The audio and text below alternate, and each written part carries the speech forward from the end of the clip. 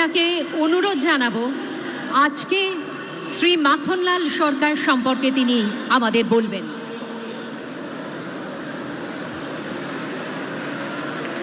শিলিগুড়ি নিবাসী শ্রী মাখনলাল সরকার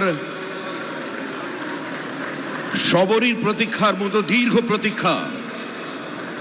ভারত কেশরী ডক্টর শ্যামাপ্রসাদ মুখার্জি, যিনি ভারতের সংবিধান এবং ভারতবর্ষের অখণ্ডতার জন্য এই বাংলায় জন্মগ্রহণ করে নিজের প্রাণ দিয়েছিলেন, যাকে কাশ্মীরের জেলে রহস্যজনকভাবে কার্যত খুন করা হয়েছিল, এবং তার সেই যাত্রার যিনি সহযোগী ছিলেন, সেই মাখনলাল সরকার ৯৭ বছর বয়স হয়েছে তার, তিনিও আজকের দিনে আমাদের এখানে এসে উপস্থিত হয়েছেন।